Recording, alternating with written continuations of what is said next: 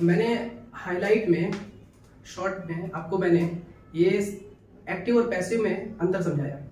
थोड़ा सा इनके प्रोटीन्स को समझते हैं।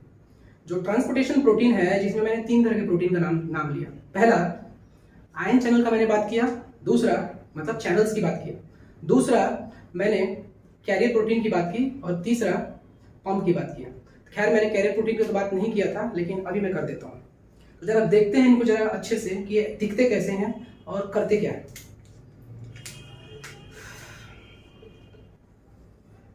पंप,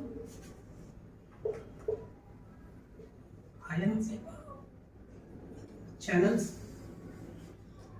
चैनल्स, तीसरा कैरियर प्रोटीन।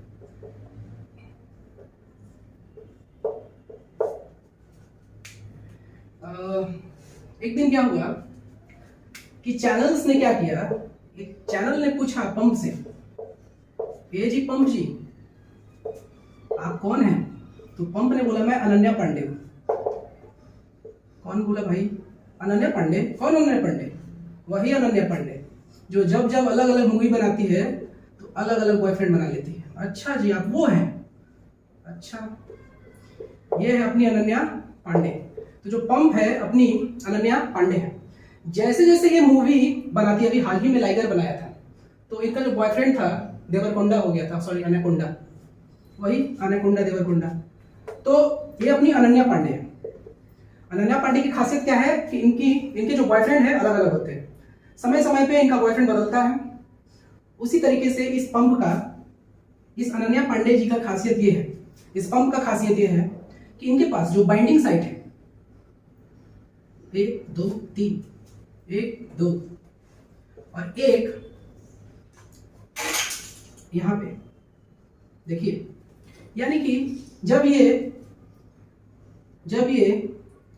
सोडियम के साथ होती हैं, यानी कि ये सोडियम के साथ बाइंड कर लेती हैं। इनके देखिए कितने बॉयफ्रेंड हैं, 3 सोडियम के साथ बाइंड कर लेती हैं। और जैसे ही ये अनन्या पांडे को मौका मिलता है पोटेशियम से बाइंड करने का, तो देखिए ना ये बाहर में पोटेशियम को भी रखी हुई है। और जैसे इनको मन करता है कि अगली मूवी बनाया इन्होंने, क्या लाइगर बनाया, तो उस टाइम इन्होंने क्या बना लिया, किसके साथ बाइंड कर लिया? एटीपी के साथ।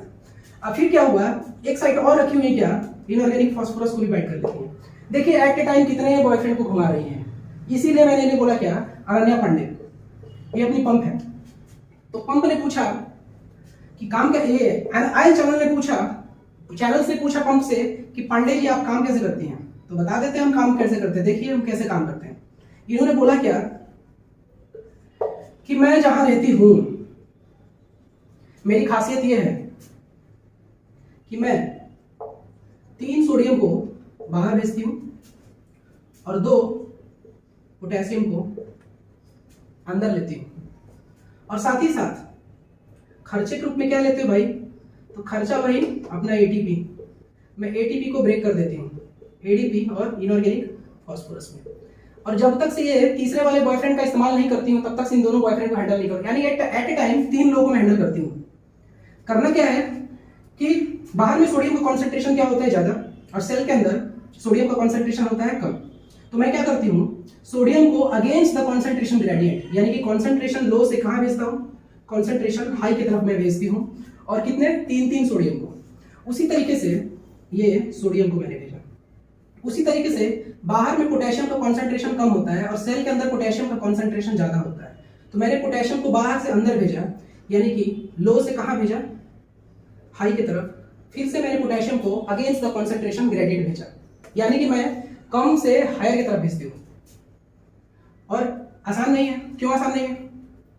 क्यों आसान होगा भाई? देखिए जैसे पहाड़ चढ़ना है और आप ऐसे हो, तो आपको पहाड़ पे चढ़ने में एनर्जी की जरूरत पड़ेगी। एग्जैक्टली सेम कहानी इसके साथ होती है। मैं इसके डेप्थ में नहीं जाना चाहता, तो क्या मैं फिर फिजिक्स करो होगा।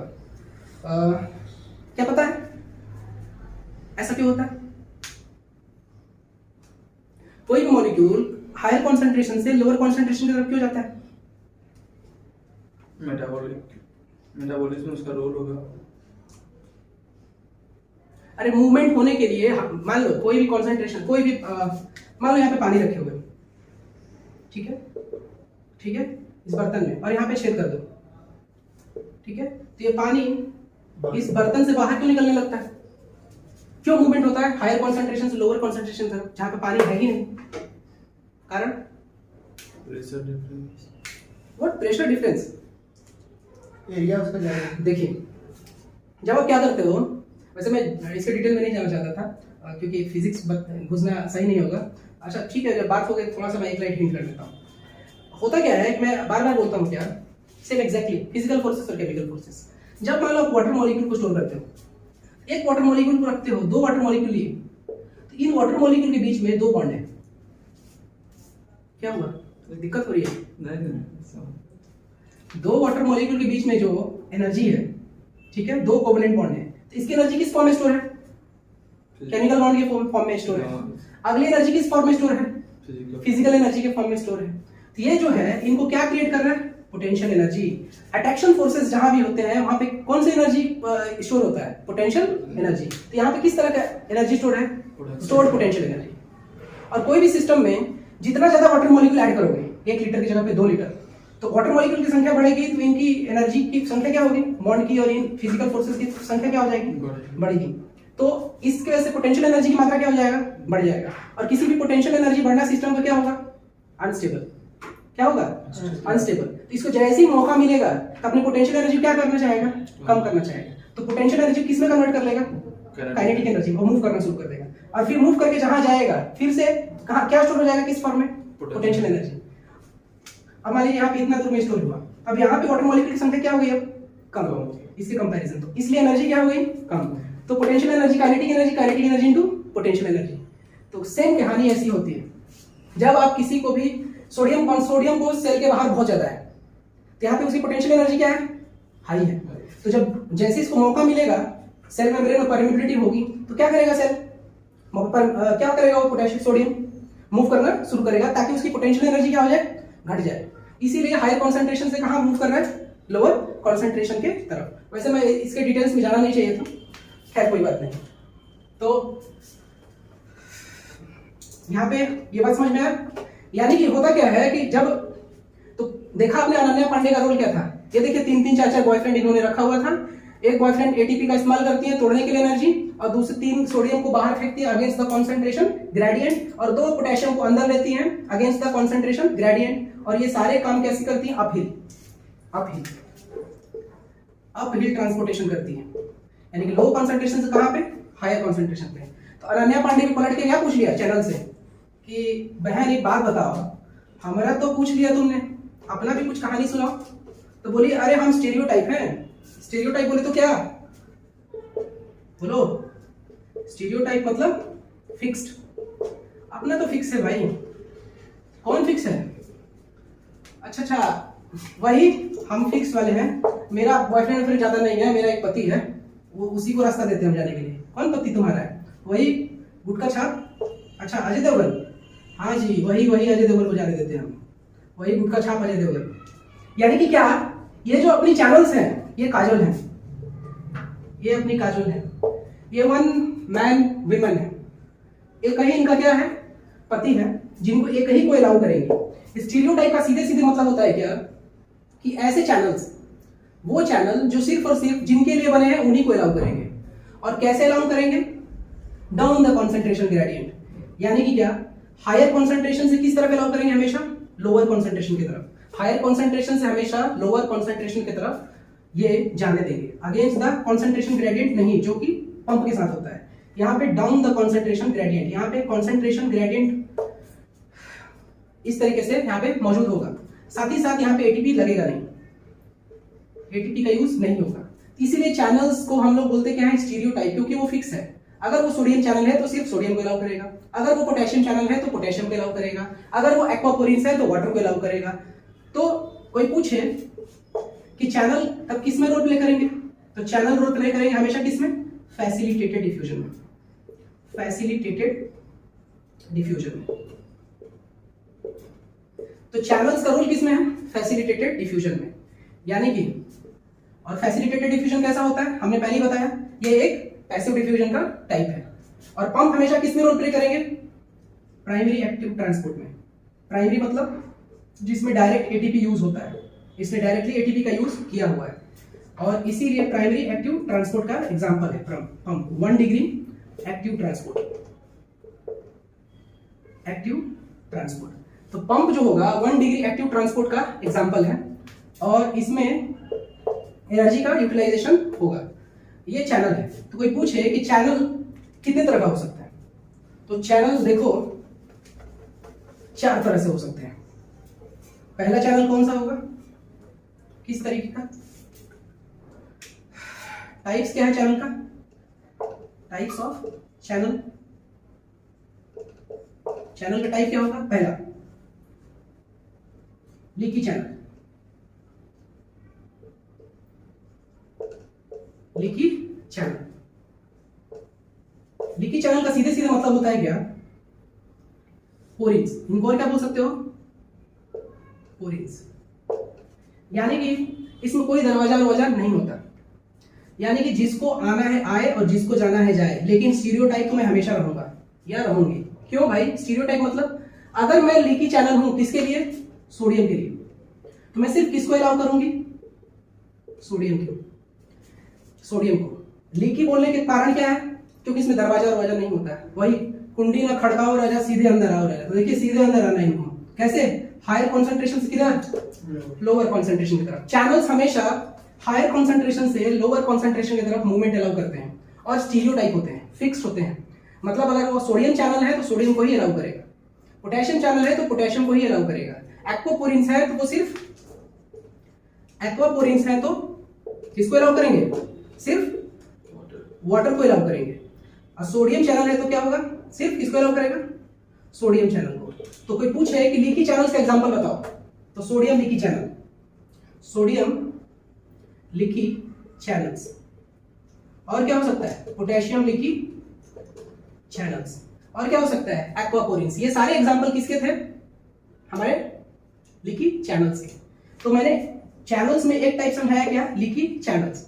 दूसरे चैनल्स देखते हैं, वो भी चैनल ही है, लेकिन उस चैनल में क्या होगा, गेट होगा। वो चैनल में गेट होगा, वो गेटेड चैनल होंगे। दूसरा चैनल क्या होगा, गेटेड चैनल। इसमें सीधे अंदर आओ राजा वाला कहानी नहीं है, इसमें दरवाजा लगा है, राजा को यहाँ पे दरवाजा ठोकना पड़ेगा। Gated channels. अगला चैनल क्या है भाई, अपना गेटेड चैनल। चूंकि चैनल है तो ऑब्वियस सी बात है क्या करेगा, ये फैसिलिटेड डिफ्यूजन में रोल प्ले करेगा। लेकिन यहां पे क्या होगा, इस चैनल में गेट होगा, इस चैनल में क्या होगा, गेट होगा। तो यहाँ पे कोई राजा जी यहाँ पे अगर है भी तो इन राजा को यहाँ पे एंट्री मिलने वाली नहीं है। ये राजा मान लीजिए अपने सोडियम है या फिर क्या पोटेशियम है, तो ये सोच रहे हैं कि सीधे चले जाएं किसकी तरफ, सोडियम लीकी चैनल की तरफ, पोटेशियम लीकी चैनल की तरफ, तो पॉसिबल नहीं है। तो ये जो गेटेड चैनल है किस तरह का, तो पक्का ये गेट कैसे खुलेगा, तो ये गेट तब खुलेगा जब क्या होगा, अलार्म बजेगा, अंदर से कोई खोलने वाला होगा। वो कौन होगा, मान लीजिए एग्जांपल लेते हैं, voltage gated channel, voltage gated channels. अब आप सोच रहे हो क्या कि ये नाम क्यों ऐसा पड़ा, नाम इसलिए पड़ा कि एक पर्टिकुलर वोल्टेज होगा सेल के अंदर। वोल्टेज मतलब क्या, potential difference across the membrane, ठीक है। इन अंदर से लेके बाहर के बीच में कुछ पोटेंशियल डिफरेंस होंगे, डेल्टा वी। उस पर्टिकुलर पोटेंशियल डिफरेंस जैसे ही उस सेल को मिलेगा, ये गेट क्या हो जाएगा, खुल जाएगा। आप सोच रहे होंगे ऐसा क्या करामात करता है जो ये पोटेंशियल डिफरेंस आते ही ये जो गेट है खुल जाता है। ऑब्वियस सी बात है, क्योंकि चूंकि ये प्रोटीन का बना है तो गेट भी किसी ना किसी पॉलीपेप्टाइड चेन से बना होगा जिनकी फोल्डिंग हुई होगी। और चूंकि पॉलीपेप्टाइड चेन अमीनो एसिड के बने होते हैं और अमीनो एसिड पे चार्ज हो सकते हैं। जैसे चार्ज अमीनो एसिड में क्या बोले, अगर नेगेटिवली चार्ज है तो कौन होंगे वो, बताइए, एसिड्स जैसे ऑलरेडी मैं बताया एस्पार्टिक एसिड और ग्लूटामिक एसिड। पॉजिटिवली चार्ज अगर अमीनो एसिड होंगे तो कौन होंगे भाई, अमीनो एसिड कौन से होंगे, अगर पॉजिटिवली चार्ज तो कौन हो जाएंगे, बेसिक अमीनो एसिड्स। जैसे कौन, आर्जिनिन जैसे क्या, लाइसिन जैसे क्या, हिस्टिडीन। अरे ऐसा क्या खेल कर दिया रे बाबा कि अमीनो एसिड पे पॉजिटिव चार्ज आ गया, ये कैसे पॉसिबल है, बिल्कुल पॉसिबल है। क्या आर्जिनिन का स्ट्रक्चर पता है, श्योर पता है? लाइसिन का पता है? अच्छा एक एग्जांपल में एक समझा देता हूँ, लाइसिन को समझा देता हूँ, लाइसिन को समझा देता हूँ। मान लो अमीनो एसिड क्या है, मैंने उस दिन एसिड वाला समझाया था। मान लो ये एसिडिक है और इधर क्या है, ये बेसिक है। तो हमें पता है कि एक तरफ क्या होगा NH2 और एक तरफ क्या होगा COO माइनस और एक तरफ क्या होगा H। तो इसको ज्यूटेनाइन बना लो पहले, और R की जगह क्या लिखो, एक C और उसके बाद क्या करो COO माइनस। तो ये दोनों पॉजिटिव और नेगेटिव मिला के तो कैंसिल हो गए। तो ओवरऑल इस मॉलिक्यूल पे नेट चार्ज क्या दिख रहा है, दो नेगेटिव एक पॉजिटिव, पॉजिटिव नेगेटिव कट गया, ओवरऑल नेट चार्ज क्या है इस मॉलिक्यूल पे, नेगेटिव। तो एसिडिक अमीनो एसिड जो होते हैं वो कैसे होते हैं, सॉल्यूशन स्टेट में नेगेटिव होते हैं। तो बेसिक अमीनो एसिड को देख लो, जैसे मान लो एक तरफ क्या होगा NH3 और एक तरफ क्या होगा COO माइनस, एक तरफ क्या होगा H और C और NH3। ये किसका स्ट्रक्चर है, लाइसिन का। किसका है, लाइसिन का। अब देखो दो पॉजिटिव और एक नेगेटिव, पॉजिटिव नेगेटिव कैंसिल और ऊपर क्या एक बचा पॉजिटिव। तो ओवरऑल इस मॉलिक्यूल के ऊपर कौन सा चार्ज मिला, पॉजिटिव। तो basic amino acids are positively charge और acidic amino acid are negatively charge.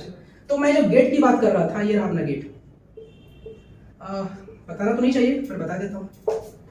एक पर्टिकुलर वोल्टेज आएगा और जब पोटेंशियल डिफरेंस आएगा तो जब भी पोटेंशियल डिफरेंस होगा तो वहां पे इलेक्ट्रिक फील्ड होगा कि नहीं। जब भी कोई पोटेंशियल डिफरेंस होगा तो इलेक्ट्रिक फील्ड होगा, क्योंकि हमें पता है डेल्टा V बराबर क्या लिख सकते हो, minus E dot D R, यही वेक्टर है। बोलो भाई, यहाँ नेगेटिव है हमें पता है, तो इसको क्या लिख सकते हो, EDR cos थीटा। बताओ तो अब बताओ इलेक्ट्रिक फील्ड मिलेगा है ना। तो एक पर्टिकुलर इलेक्ट्रिक फील्ड होगा, मान लो कि इलेक्ट्रिक फील्ड का डायरेक्शन कुछ इस तरीके से, एग्जांपल ले रहा हूं, और यहाँ पे जो चार्ज मॉलिक्यूल है, इस चार्ज मॉलिक्यूल पे उस पे क्या लगना शुरू हो जाएगा, फोर्स। और उस फोर्स से इस तरीके के फोर्स होगा कि इसके गेट क्या हो जाएंगे, खुल जाएंगे। तो इसीलिए मैं बोला कि वोल्टेज गेटेड जो चैनल्स होते हैं, वोल्टेज गेटेड चैनल में एक पर्टिकुलर वोल्टेज आने से इनके अमीनो एसिड में कॉन्फ़िगरेशनल चेंज होंगे इनके गेट में, और गेट क्या हो जाएगी, खुल जाएगी, क्योंकि वो चार्ज मॉलिक्यूल से बना हुआ होगा वो पर्टिकुलर पॉलीपेप्टाइड चेन। यही वजह है क्या कि एक पर्टिकुलर वोल्टेज पे गेट क्या हो जाता है, खुल जाता है। तो हमने नाम क्या रखा, एक रहा हमारा वोल्टेज गेटेड चैनल।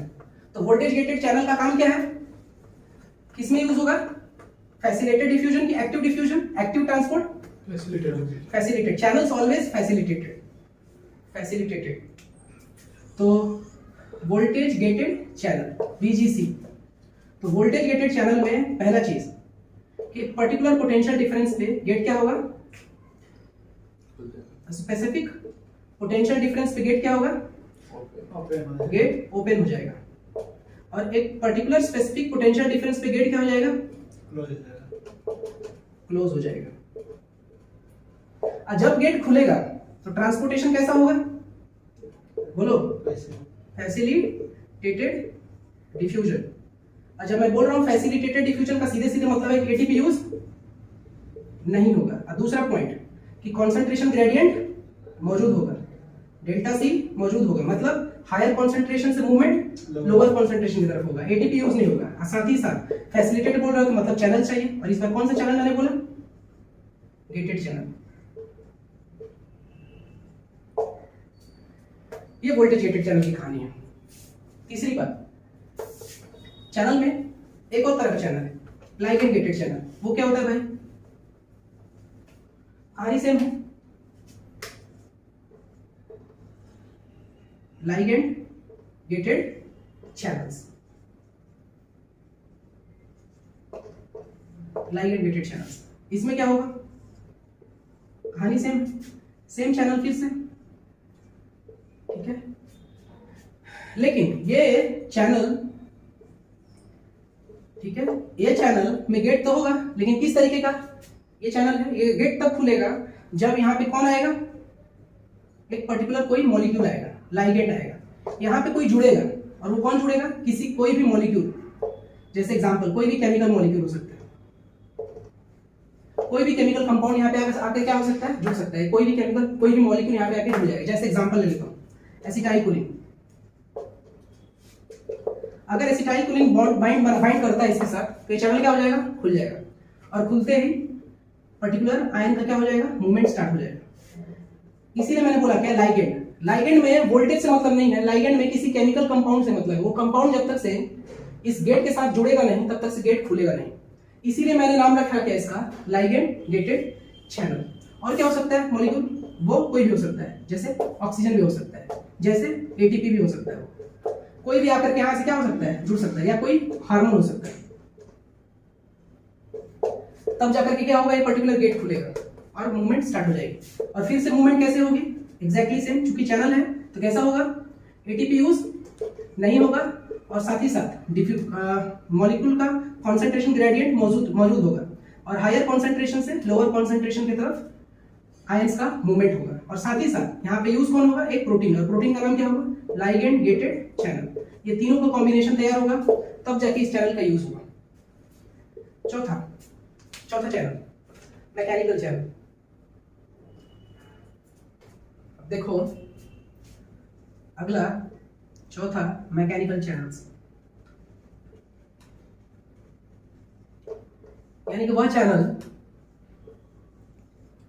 जो मैकेनिकल फोर्स से खुल जाएंगे, यानी कि वह चैनल जो मैकेनिकल फोर्स से क्या हो जाएंगे, खुल जाएंगे। जैसे फॉर एग्जांपल क्या, अगर आप टच करते हो या कोई प्रेशर अप्लाई करते हो, इनसे ये चैनल क्या हो जाएगा, तुरंत खुल जाएगा। तो ये चैनल ऑलरेडी क्या है, मान लो बंद है, मान लो ये सोडियम चैनल है, लेकिन कैसा चैनल है सोडियम, ना ही लीकी है, ना ही वोल्टेज गेटेड है, ना ही लाइगेंड चैनल्स है, सोडियम लाइगेंड चैनल्स है, ना ही ये तीनों में से कुछ नहीं है, तो क्या बोले इसको, सोडियम मैकेनिकल चैनल है। मान लो ये मैकेनिकल चैनल है किसका, सोडियम का, ये मैकेनिकल चैनल है किसके लिए, सोडियम के लिए। तो जैसे ही हम इसे टच करेंगे और ये चैनल क्या हो जाएगा, खुल जाएगा, और किसको अलाउ करेगा, सिर्फ सोडियम, सिर्फ और सिर्फ किसको अलाउ करेगा, सोडियम। तो इस तरीके से हमने देखा क्या, और जब चैनल है तो कहानी सेम होगी, एटीपी यूज नहीं होगा, साथ ही साथ कॉन्सेंट्रेशन ग्रेडियंट प्रेजेंट होगा, इसका मतलब कि हायर कॉन्सेंट्रेशन से मूवमेंट लोअर कॉन्सेंट्रेशन की तरफ, और साथ ही साथ चूंकि फैसिलिटेटेड डिफ्यूजन में रोल प्ले करेगा चैनल हमेशा, तो इसका मतलब ये होगा कि एक प्रोटीन है, और कौन सा प्रोटीन होगा, मैकेनिकल चैनल। ये तीनों कॉम्बिनेशन होंगे, और इसको ये भी किसका पार्ट होगा, फैसिलिटेटेड डिफ्यूजन का। तो इस तरीके से हमने देखा क्या कि हमारे पास 4 तरीके के क्या हैं, चैनल्स हैं। पहला चैनल मैंने बताया क्या, मैंने अभी जिक्र किया मैकेनिकल चैनल का, लाइगेंड गेटेड चैनल्स का, वोल्टेज गेटेड चैनल का, और लीकी चैनल्स का। लीकी चैनल्स को पोरिन्स भी बोलते हैं, ठीक है, सबका मैंने एग्जांपल भी समझाया। आगे देखते हैं क्या, तीसरे तरह का ट्रांसपोर्ट प्रोटीन, जिसे हम क्या बोलते हैं, कैरियर प्रोटीन, जिसे हम बोलते हैं कैरियर प्रोटीन। ये अनन्या पांडे की बहन है, ये है कैरियर प्रोटीन्स, ये अपनी अनन्या पांडे की बहन है। तो ऑब्वियस सी बात है अनन्या पांडे का गुण होगा, अनन्या पांडे सिस्टर है ये। मतलब ये हुआ कि ये एक से ज्यादा लोगों को क्या करने वाला है, ट्रांसपोर्ट करने वाला है, ठीक है। तो कैरियर प्रोटीन में होगा क्या कहानी, जैसे अनन्या पांडे एनर्जी यूज करके एक से ज्यादा लोगों को हैंडल करती थी, एग्जैक्टली कैरियर प्रोटीन का कहानी भी ऐसे ही होगा। मतलब ये हुआ, देखिए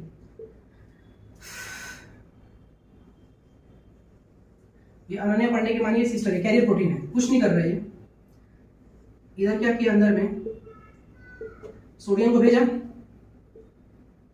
और फिर अंदर में किसे भेज लिया, मान लीजिए ग्लूकोज को। तो देखने वाली बात क्या है कि बाहर में सोडियम का कॉन्सेंट्रेशन क्या होता है, सेल के बाहर टिश्यू फ्लूइड में सेल के बाहर टिश्यू फ्लूइड में इंटरस्टिशियल फ्लूइड में सोडियम ज्यादा होता है, और सेल के अंदर सोडियम कम होता है। तो हायर कॉन्सेंट्रेशन से लोअर कॉन्सेंट्रेशन की तरफ किसका मूवमेंट हुआ,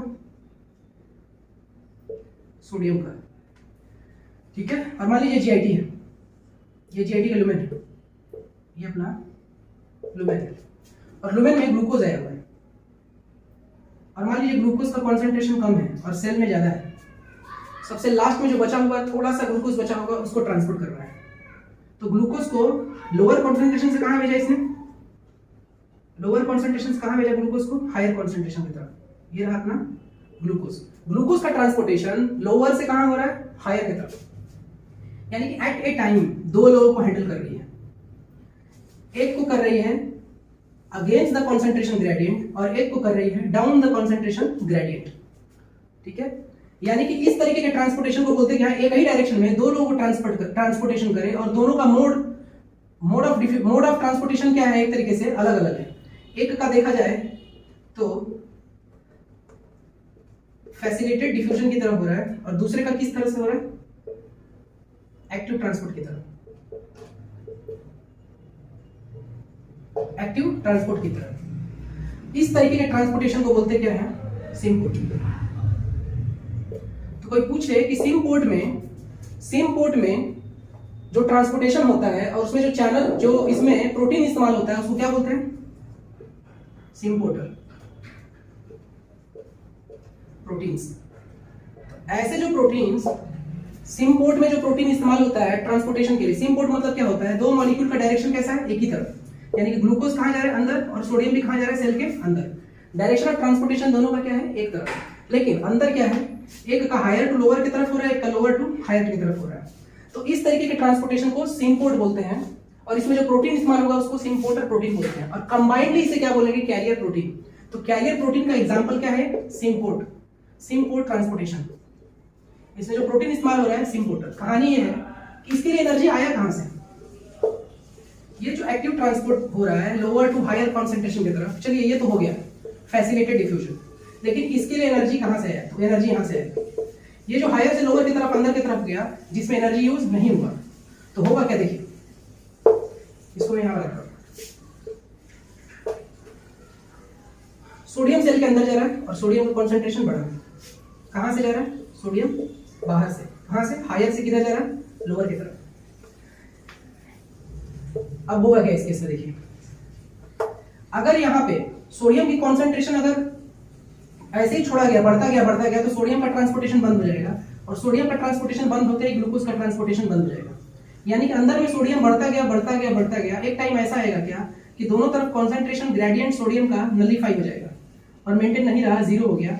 तो सोडियम का मूवमेंट बंद हो जाएगा, यानी कि सोडियम मूव होना बंद कर देगा। तो जब सोडियम मूव होना बंद कर देगा तो ग्लूकोज खुद मूव होना बंद कर देगा। कहानी यह है कि सोडियम लगातार सेल के अंदर जाए, इसके लिए सेल के अंदर सोडियम की कॉन्सेंट्रेशन को हर बार कम करना पड़ेगा। अगर आप सोडियम की कॉन्सेंट्रेशन सेल के अंदर जितना कम रखेंगे उतना ही ज्यादा सोडियम की मूवमेंट अंदर की तरफ होगी। तो इसका मतलब कि सेल के अंदर सोडियम की कॉन्सेंट्रेशन कम करने के लिए पंप चाहिए, अपना पंप चाहिए। और पंप हमेशा एटीपी यूज करता है, पहले बताया। ये एटीपी यूज करेगा और एडीपी और इनऑर्गेनिक फास्फोरस में तोड़ दिया। और किसको ट्रांसपोर्ट करेगा? 3 सोडियम को बाहर और 2 पोटेशियम को अंदर। अब बताइए सोडियम को कहां भेज रहा है? अगेंस्ट द कॉन्सेंट्रेशन ग्रेडियंट बाहर। और जितना सोडियम अंदर है सबको बाहर लगातार भेजता जा रहा है। तो ये जो इसके ट्रांसपोर्टेशन इसके लिए क्या बन जा रहा है? Concentration gradient. अगर पंप काम करना बंद कर दे तो तुरंत ही सोडियम का कॉन्सेंट्रेशन ग्रेडियंट खत्म हो जाएगा। क्यों? क्योंकि कुछ समय के लिए सोडियम अंदर जाएगा, किसके हेल्प से? कैरियर प्रोटीन की हेल्प से, और कॉन्सेंट्रेशन ग्रेडियंट सोडियम का खत्म हो जाएगा और उसी तरीके से सोडियम मूवमेंट अंदर बंद हो जाएगा तो ग्लूकोज का भी बंद हो जाएगा। कहने का अर्थ ये हुआ अगर आप चाहते हैं कि कैरियर प्रोटीन काम करे तो अनन्या पांडे को भी साथ में काम करना ही पड़ेगा। इसलिए मैंने बोला क्या कि कैरियर प्रोटीन अनन्या पांडे की बहन है, यानी कि अनन्या पांडे का गुण लेकर के आई है। अनन्या पांडे जब तक से अपने बॉयफ्रेंड को घुमाती रहेगी उसी तरीके से उसको सीख करके अपनी बहन की दिशा में, अपने बहन के पथ पर चलते हुए ये भी अपने बॉयफ्रेंड को घुमाता रहेगा। यानी कि कैरियर प्रोटीन्स को अगर काम करना है तो ये डायरेक्टली एटीपी यूज नहीं कर रहे हैं, ये इनडायरेक्ट एटीपी यूज कर रहे हैं। कौन कौन रहा है एटीपी? पंप एटीपी यूज करता है और ये लोग उसका फायदा उठा के काम कर जाते हैं। पंप फेल तो सोडियम कुछ देर के लिए अंदर आएगा इसके हेल्प से और कॉन्सेंट्रेशन ग्रेडियंट सोडियम का नलिफाई हो जाएगा और सोडियम का मूवमेंट बंद हो जाएगा। उसी तरीके से ग्लूकोज का भी मूवमेंट साथ में बंद हो जाएगा। तो चाहते हैं कि कैरियर काम करे तो लगातार पंप को काम करना पड़ेगा। तो कैरियर प्रोटीन किसका मदद लेता है इसमें? पंप का। और डायरेक्ट एटीपी का यूज नहीं होता है, इसीलिए इसको एक्टिव ट्रांसपोर्ट तो बोलेंगे लेकिन प्राइमरी नहीं बोलेंगे, इसको बोलेंगे secondary active transport. Primary active transport में डायरेक्टली अनन्या पांडे काम करती है। और सेकेंडरी एक्टिव ट्रांसपोर्ट में कैरियर प्रोटीन काम करते हैं।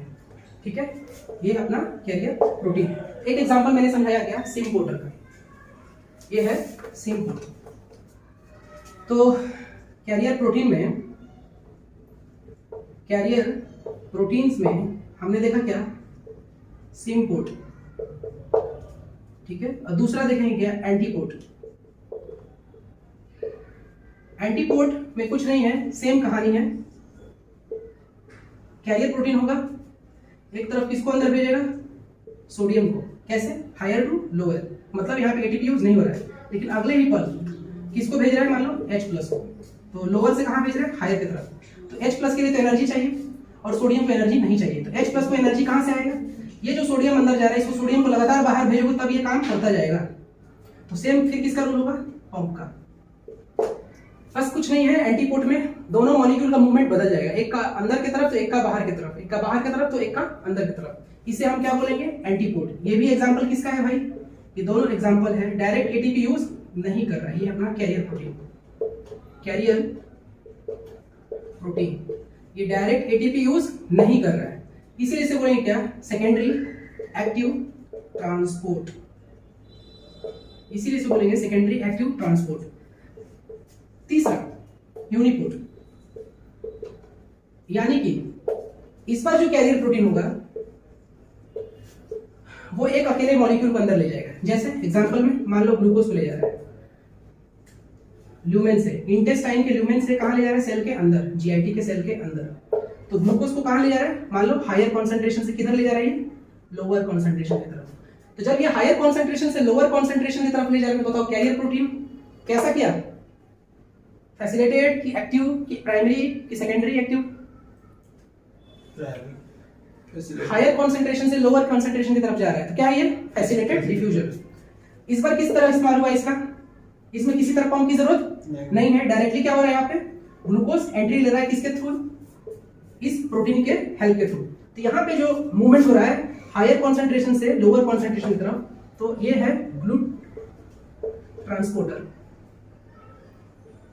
जैसे GLUT4। तो GLUT4 is an example of carrier protein, GLUT4 is an example of carrier protein जो हायर कॉन्सेंट्रेशन से लोअर कॉन्सेंट्रेशन की तरफ ले जाता है। तो कोई पूछे कि कैरियर प्रोटीन किस तरह के ट्रांसपोर्टेशन में रोल प्ले करते हैं, दो तरीके से, दोनों में, किसमें, दोनों में। एक तो फैसिलिटेटेड डिफ्यूजन में भी रोल प्ले कर सकते हैं, और दूसरा एक्टिव ट्रांसपोर्टेशन में भी रोल प्ले कर सकते हैं। और आयन चैनल्स हमेशा कैसे रोल प्ले करेंगे, सिर्फ और सिर्फ आयन चैनल्स फैसिलिटेटेड डिफ्यूजन में रोल प्ले करेंगे। और पंप हमेशा कैसे रोल प्ले करेगा, सिर्फ और सिर्फ एक्टिव ट्रांसपोर्टेशन में। तो इसको समराइज कर देते हैं बस, और इस चैप्टर का कंक्लूजन सिर्फ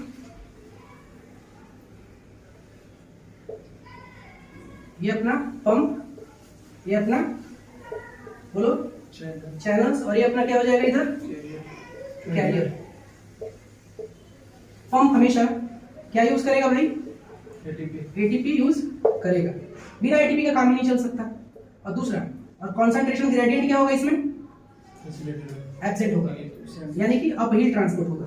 कैसा होगा, अपहिल ट्रांसपोर्ट, मतलब लो कॉन्सेंट्रेशन से हाई कॉन्सेंट्रेशन की तरफ।